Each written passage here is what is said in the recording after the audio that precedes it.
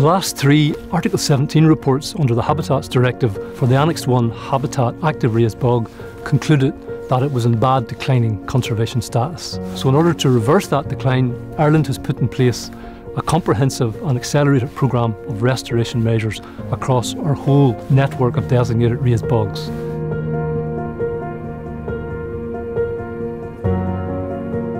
We're out here at Cloncrow Bog, which is in County Westmeath. This is one of the pilot sites for the Care-peat project. It's about 30 hectares in size, and what we've done here is a combination of traditional peat dams and novel bunding to restore the hydrology and reduce greenhouse gas emissions.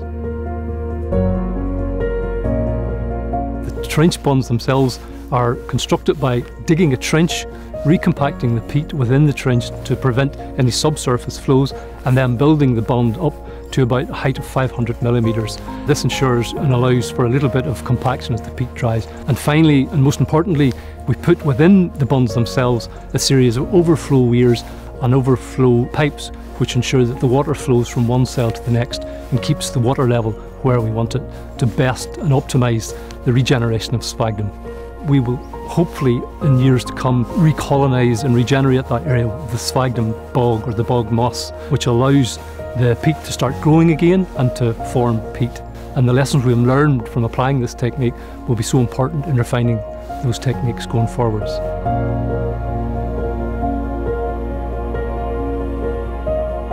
The next steps at the bog are to continue monitoring the success of the restoration activities and also to monitor the restoration effect of the bunded area, as there's very few studies that have measured the greenhouse gas emissions after restoration. We're also involving the local community group called Ethos. The word ethos stands for everything Tyrrell's Pass has on show. Our ethos group became involved with the Care-peat project and also with the IPCC, which is the Irish Peatland Conservation Council. We decided we would get our community involved in the transfer of sphagnum from an area where the sphagnum is abundant to an area where the surface of the bog has been exposed and is leaking carbon, basically. The Care-peat project, the National Parks and Wildlife Service developed this technique of cell bunding on the cutover at Cloncrow Bog. It can be applied across those 100 sites across the Irish Midlands, and we will be applying that, and that's been a real benefit cooperating with the Care-peat project.